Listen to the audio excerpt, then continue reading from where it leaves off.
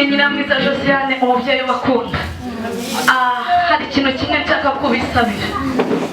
Ndumva nshaka kubasaba ibintu bitatu. Icya mbere ni ukundeba, icya kabiri ni ukumwenyura, icya gatatu ubyishakemo. Niba hari ibintu bigutsikamiye ubibwire ngo sitopu, Josiane yahageze. Ndakwinginze kuntumbira kwawe kuratuma hari ikintu Imana igiye gukora. Yego, ntabwo nitaye ku murozi uri hano, ntabwo nitaye ku ntumwa iri hano, ntabwo nitaye ku ibyo byose urimo gukora. Icyo Imana yavuze ku bantu b'Imana avuga ngo kizasohora. Ntabwo nitaye ku ibyo byose icyo Imana yakuvuzeho, kuko nta jambo Imana yavuze ngo rigiye guterwe. Ubwoba nibushire, wa murozi wange cyane, kuko igihe cyawe kigiye kurangira.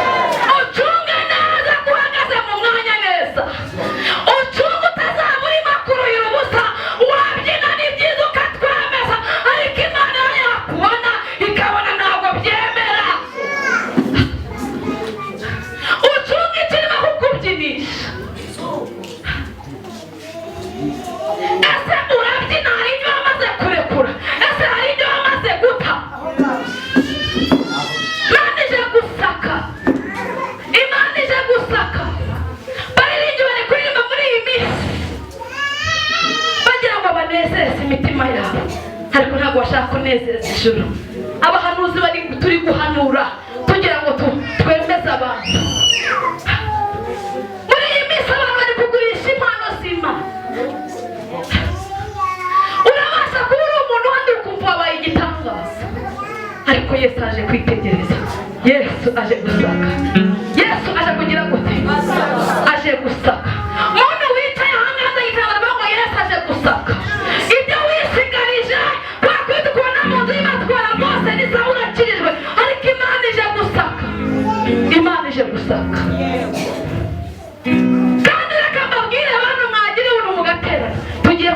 gihe kigoye, igihe kiruhishe.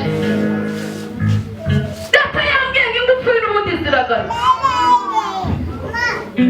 Data yambwiye ngo ingufuri ziragarutse. Data yambwiye ngo abakozi bita abakozi be basigaye bajya mu kabari bakamuha inzoga rwihishwa, barayiranga tugiye kwemeza hahandi tugiye guhanura. Arahanura hanurira iki?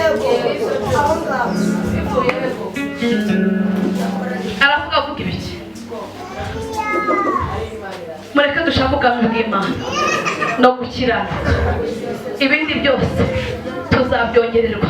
Niba wicaye mu nzu y'Imana wanze kubabarira, ufite amagambo yarakujengereje, uragendana inzaratsi, uragendana uburozi, uragendana buri kimwe cyose, urashaka ko Imana ikugirira ite? Uraza mu nzu y'Imana urimo guhuhera, uraza mu nzu y'Imana ufite ibindi witwaje, uragira ngo Imana igukorere iki? Watwaye umugabo w'abandi, uragira ngo Imana igukorere iki? Urita umukobwa ariko Imana yakoze n'undi ikabona uri umugore, byararangiye. Urita umugabo ariko umusore Imana yakora ikabona n'ubundi uri umugabo. Urashaka ko Imana ikugirira gute? Ubusamba bwisha abantu, urarya ureza ntugire umuntu waho, ayi wowe ndi kumva ntazi ikintu Imana ishaka muri aya materaniro. Urashaka Imana igukorera iki? Urabona amafaranga n'utanga icyacu, urashaka Imana igukorera iki? Turabyina umudeho n'isaha turi kwinezeza, ariko turimo turababaza Imana. Mbere yo kugira ngo ukinye umudeho winezeza, banza wisuzume neza, uvuge ngo mbese Mana umutima wanjye uri kuwubona gute? Ese Mana tubanye neza? Ese Mana bimeze gute? Bimeze gute? Bimeze gute? Banza wisuzume. Ntabwo ari ugupfa gukandagira, ntabwo ari ugupfa kugenda uko wishakiye. Iby'Imana ni ibyo kwitonderwa. Haleluya. Iby'Imana ni ibyo kugira gute? Ni ibyo kwitonderwa. Ejo n'ejo bundi byarangira. Uyu munsi niho haba, ariko ejo ntabwo uhazi. Hanakwezwa no gutungana kuko Yesu araje. Yesu yambwiye ngo arababaye kandi ababajwe n'abantu yiremeye. Yesu yambwiye ngo arababaye. Abantu dufata umwanzuro, tureke kumenyera Imana, tureke gukamura abantu b'Imana. Bamwe bakamura abakozi b'Imana, uzi imyuka ikuriho iwanyu baranaguza, ni mu bapfumu gusa ngo mwaje mu nzu y'Imana. Ni byiza ariko ujye utaha wihane. Imana twiteho, mubwe ngo Imana twese dutungane. Ndagira ngo muri aka kanya kugira ngo ninjire mu ijambo nabazane, duce bugufi tubwire Imana ngo Mana ongera tugaruke ubundi bushya. Imana yongere tugarukeho. Njye ntabwo njya nkunda ko Imana tuyibangikanya. Yego ni byiza mwaguruka ni sawa, ariko ikintu Imana ishaka ni umutima umenetse. Yego niba wabivangavanga ufite ibintu byanze byakunaniye, uyu munsi wa none ubwira Imana iguha imbaraga ubashe kuva mu byaha. Niba ari ubusinzi, niba ari ukujya mu bapfumu, niba ari ubwo busambanyi, ubwo burozi, umugabo w'abandi watwaye, urekure iby'abandi, kuko uriya mugore urimo kurira n'abariya bana Imana yarabibonye. Ugarukira aho ngaho, izo nda wakuyemo Imana yarabibonye. Ubwo businzi weme igihe kirekire Imana irabubona. Ubwira Imana ikwambika imbaraga. Uyu muntu wahaye uburozi ugategereza ko apfuna ntabwo apfuye. Uyu muntu washatse kugira ngo asare ukabona ntabwo asaze, ariko wari wabikoze.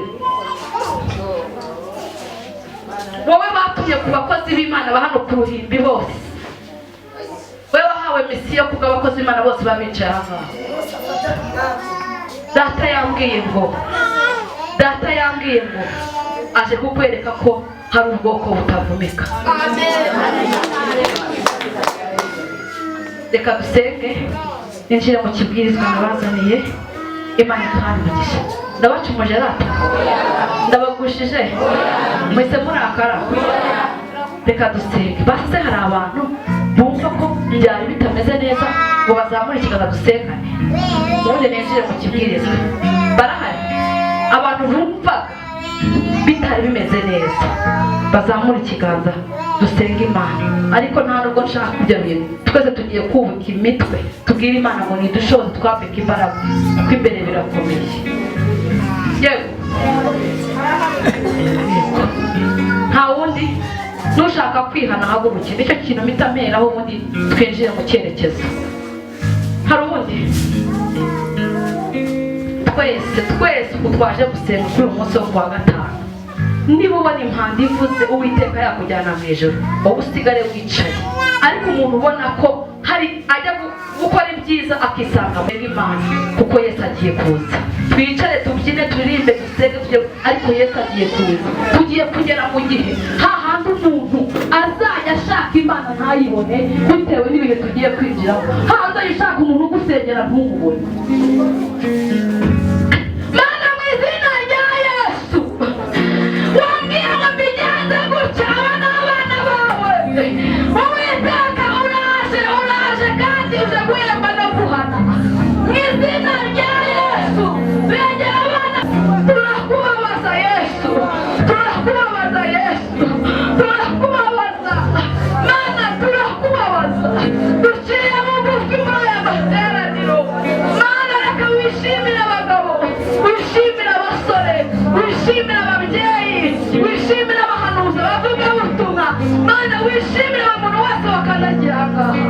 Turagushimiye, turakubashye. Ngaho ganza icyo ni cyawe Yesu.